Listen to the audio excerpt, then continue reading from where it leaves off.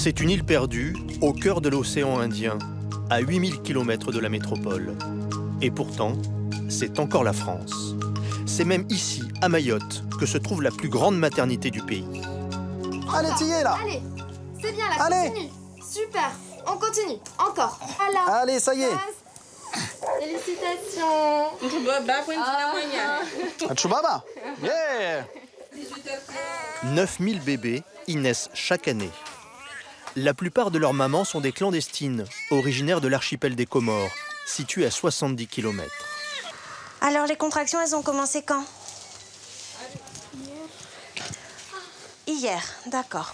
Ça aurait été bien de venir un peu avant, quand même. Soufflez bien. Pendant qu'il y a la contraction, vous soufflez. Aïda est arrivée à Mayotte la semaine dernière. Alors qu'elle était quasiment à terme, elle a embarqué sur un bateau de pêche. 7 heures d'une périlleuse traversée. C'est un gros risque, mais j'ai pas le choix. Le calcul d'Aïda, accoucher sur le sol français, pour qu'à sa majorité, son enfant puisse demander la nationalité française. Dans la salle d'à côté, une autre naissance se prépare. Bonjour madame. Comment ça va ma belle? C'est la première fois qu'Anne-Sophie, la sage-femme, rencontre cette patiente. Pas de suivi médical, aucune échographie. Adija vit clandestinement à Mayotte depuis 3 mois et évite de sortir de chez elle. Ça arrive assez souvent que les dames elles arrivent au CHM, on ne sait rien d'elles, on voit la tête qui apparaît et là on se dit bon on espère que ça ira. Tu sens que tu perds du liquide? Adija, elle aussi, a pris le risque de la traverser avec ses 2 autres enfants alors qu'elle était enceinte de 6 mois. Cet enfant aura plus de chance que les autres. Il pourra aller à l'école, se faire soigner, pas comme s'il était resté aux Comores. Adija affirme que le papa du bébé est français. Dans ce cas, pas besoin d'attendre la majorité pour obtenir la nationalité. C'est automatique, dès sa naissance. Mais quand Myriam, une sage-femme, se présente pour préparer son dossier, tout se complique. Je voulais savoir si tu avais ramené un peu des papiers avec toi, si tu as ton extrait de naissance ou une carte d'identité avec toi. C'est pour faire la déclaration du bébé. Non, j'ai pas ma carte d'identité. Carte d'identité, extrait. Pour les autres papiers, il faut demander à mon ami. Oui, devant dire. Son mari, il faut demander à son mari s'il est là. Il est où son mari? Il est devant. Ah, donc son mari, il est là? Oui. D'accord, c'est le papa que j'ai vu là-bas, c'est son mari, c'est pas son frère. C'est ça? C'est ton mari? Il s'appelle comment? Adija est arrivée avec un homme qui l'attend à l'extérieur. Non, c'est pas le papa du bébé. Le vrai papa du bébé en métropole. Et c'est qui l'accompagnant? Après, Myriam veut y voir plus clair. Vous êtes le frère du mari. C'est ça, la dame en salle 1? C'est mon frère. C'est ma sœur. C'est fini? Non, en fait, là, moi, elle m'a dit que vous étiez le frère de son mari, c'est ça? Bon, on va aller parler là-bas si vous voulez. Tu peux m'aider, Rachida? Est-il le frère de la maman ou le frère du papa resté à Marseille? Confusion sur qui est qui et confusion sur les dates aussi. Mon frère est en métropole depuis 2010. 2010, il est fâché en 2010, c'est Kakajan. Kakajan. Le papa, il est parti depuis en 2010. Mais bravo, Aka fait un GG.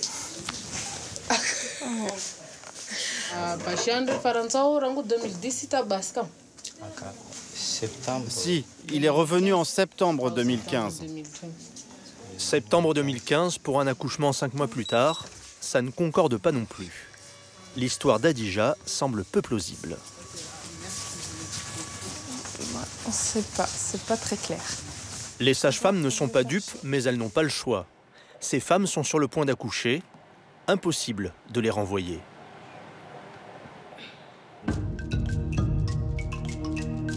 Mayotte, c'est un caillou de 300 km² à l'est de l'Afrique, un îlot de prospérité au milieu d'un océan de misère.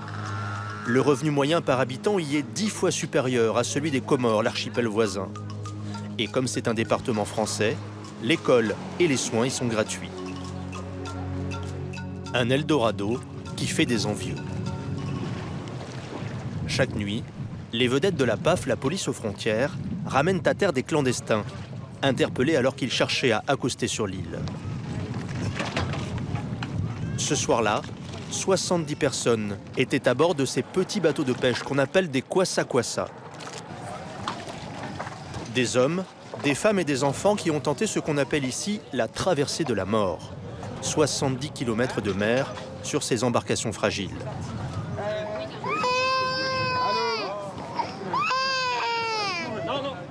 Les clandestins sont envoyés vers le centre de rétention de l'île.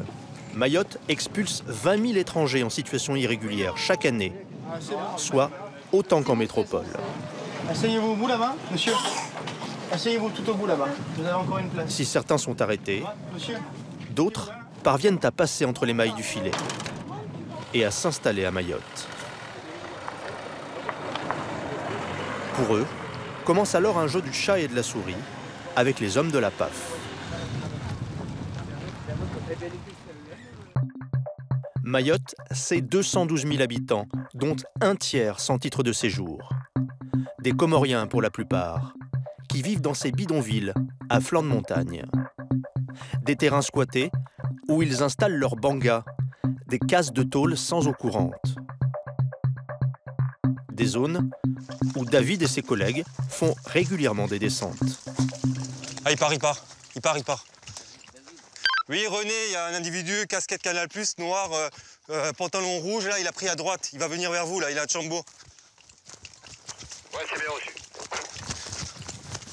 Ils appartiennent au groupe d'action de la PAF. Comme ils passent leur temps à courir après les suspects, on les surnomme la police basket. Ah, bah, je sais pas par où il est rentré. C'est caché, non? Disparu dans la nature. Short rouge.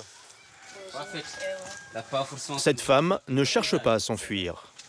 Naïda, va chercher mon sac, vite! C'est une mère de famille. Elle est comorienne. Son titre de séjour est périmé. Mais elle brandit son sésame, les passeports de ses 6 enfants, tous nés d'un père français. Elle est mère d'enfants français, elle n'est pas expulsable, on ne peut pas l'expulser. Du coup, voilà. C'est pour ça qu'elle ne se presse pas pour faire les papiers, parce qu'elle sait pertinemment que... Voilà. On n'expulse jamais une mère d'enfants français. Non. Bah, de toute manière, les enfants sont français, donc voilà, vous ne pouvez pas expulser. Du coup, il y en a qui viennent ici, il faut qu'ils trouvent un Français pour faire des enfants, et puis tu es tranquille après.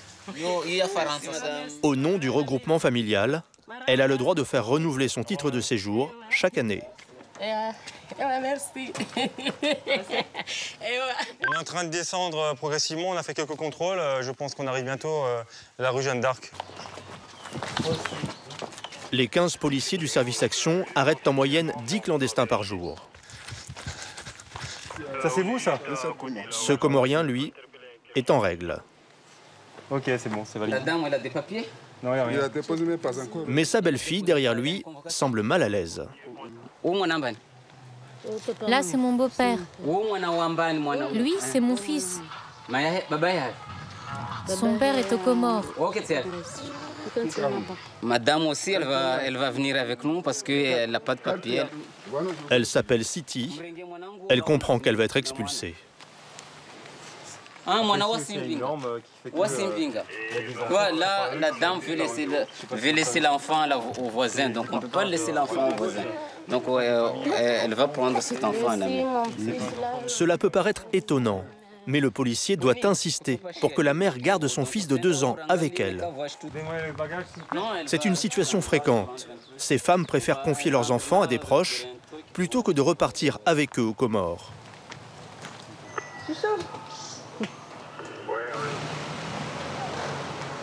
Avec son fils, elle est aussitôt conduite dans les locaux de la PAF.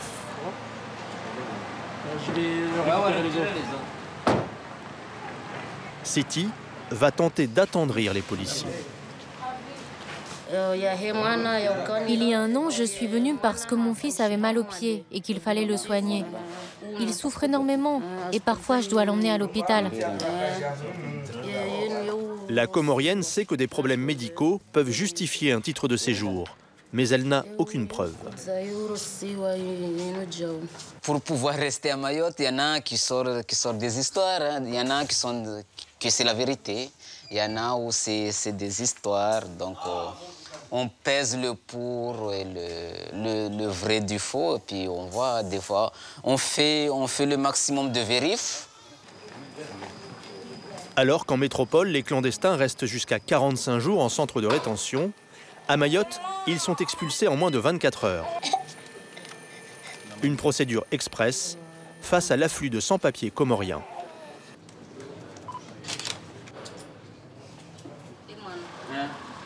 Je peux laisser mon enfant, s'il vous plaît? Une dernière fois, sur le pas de la porte, Siti tente d'abandonner son enfant. Ça ne marche pas comme ça.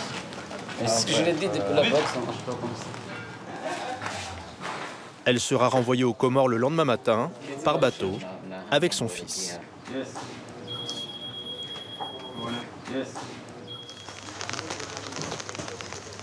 Être expulsée avec son enfant, c'est ce que redoute Adija. La maman qui, à la maternité, prétendait que le père de son bébé était français. Depuis qu'elle a accouché, il y a 3 jours, de ce petit garçon, Khaled, elle se cache. Bonjour madame. Bonjour. C'est pour une déclaration de naissance? C'est tout droit, première à gauche et première à droite. C'est marqué déclaration.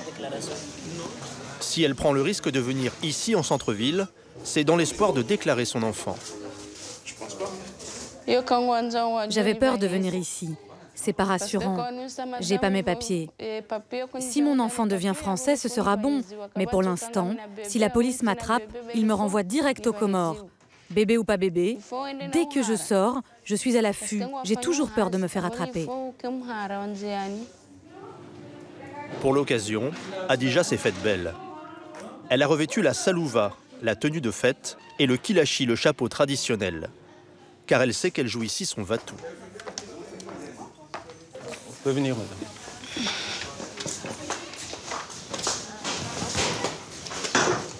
Devant l'officier de mairie, Adija va tenter encore une fois de faire croire à son histoire. Donc c'est joli. Donc, Le papa n'est pas là. Il est en France, mais j'ai son acte de naissance et sa carte d'identité. En fait, il y a 3 choses. En fait, l'enfant est inscrit au nom du père. S'il y a mariage, s'il n'y a pas de mariage, il faut la reconnaissance anticipée. S'il n'y a pas de reconnaissance anticipée, il faut la présence du père. Il m'a dit que je pouvais l'appeler quand je serai à la mairie. Ah, c'est pas la peine. C'est pas la peine. Maintenant, je te dis, c'est fait. Dès que je suis à famille, je me dis fanchia. Oui, fanchia. Lazima, ou sumbel jatu extrait. Ce n'est pas copie intégrale, moi. Donc, maintenant, à Swanga, on a dit la Khaled. Sans reconnaissance en présence du prétendu père, l'enfant reste comorien. Si Adija et son bébé sont arrêtés, ils seront donc renvoyés aux Comores.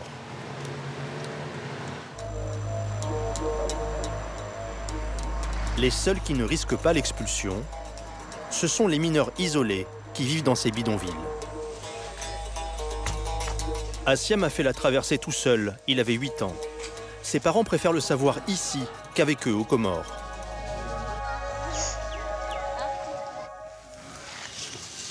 Allô. Salam alaikum. Comment va mon petit frère? Il est arrivé il y a 4 ans. Depuis, il n'a pas revu ses parents. Il leur parle tous les 3 mois au téléphone. Vous me manquez. Quand est-ce que vous venez me voir?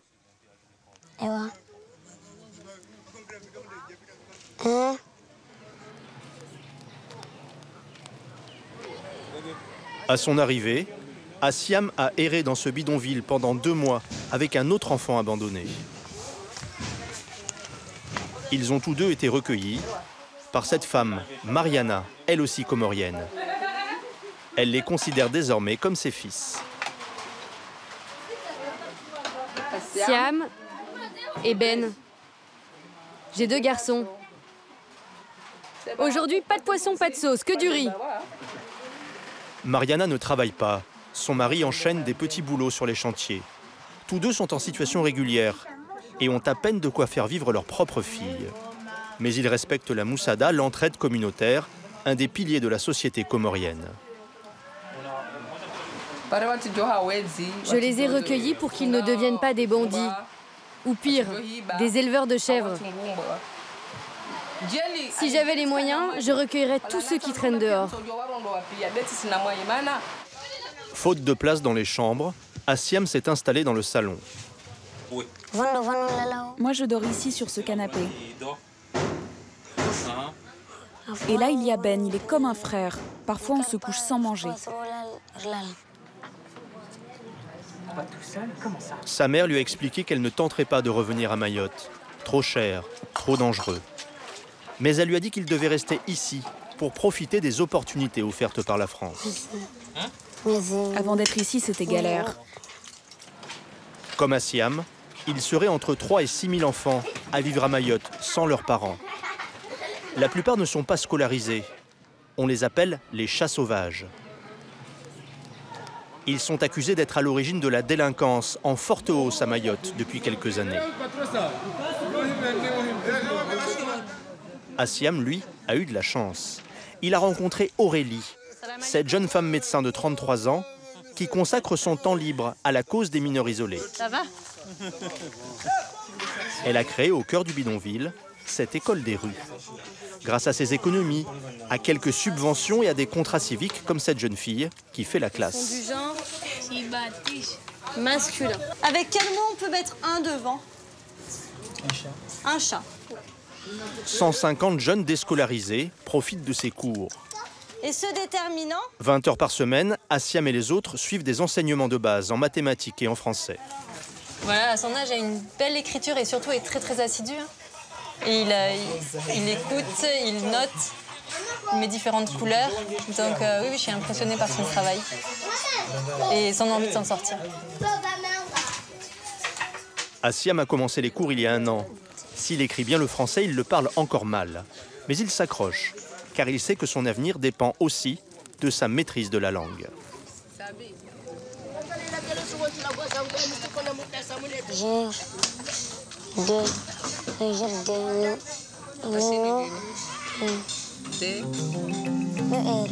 Pour les mineurs isolés, la règle est simple. S'ils justifient de 5 ans de présence sur le territoire et d'une scolarité assidue, ils peuvent obtenir des papiers. C'est cet espoir que nourrit Arfata. À 17 ans, cette mineure sans papier est déjà mère.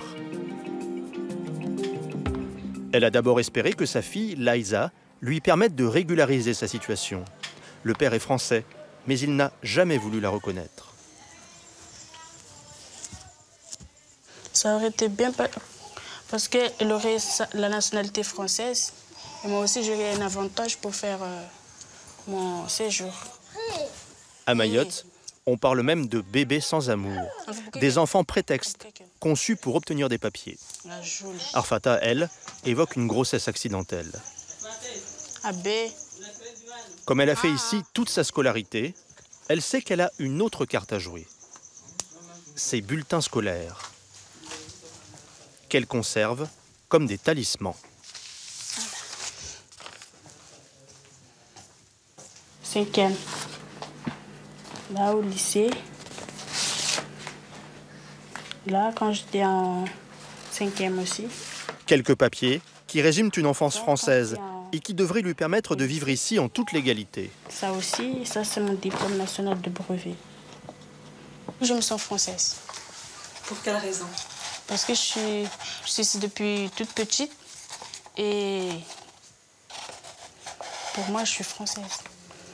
Avant, je voulais faire gendarme, mais comme en faisant gendarme, on doit avoir la nationalité française. Le lendemain matin, dès 6 h, elle retrouve 300 compatriotes devant la préfecture.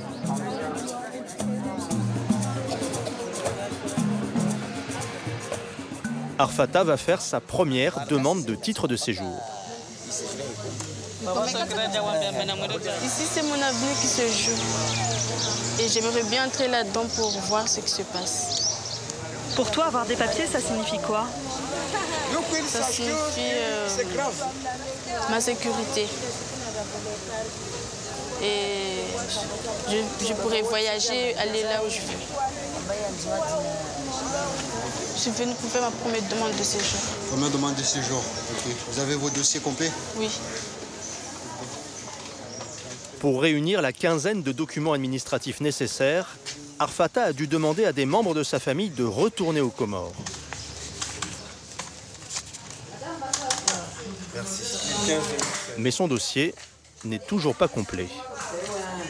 Il va falloir que tu fasses faire un acte de naissance de moins de 3 mois, d'accord? Ça c'est obligatoire, c'est la démarche. Et aussi il faudra que tu fournisses en plus la copie de ta fille, d'accord? Du carnet de santé. Et le certificat médical aussi, hein, comme quoi tu n'as pas de maladie et que tu es apte à être sur le territoire de Mayotte. D'accord? D'accord. Comme ça, il n'y a pas de chance qu'on puisse encore te dire le dossier n'est pas complet. Bonne journée, mademoiselle. À vous aussi, merci. Au revoir. La jeune fille aura une réponse dans 6 mois. La préfecture affirme que 70% des dossiers complets débouchent sur un titre de séjour. L'an dernier, 6000 demandes ont été acceptées, soit 3% de l'ensemble des titres de séjour délivrés par la France.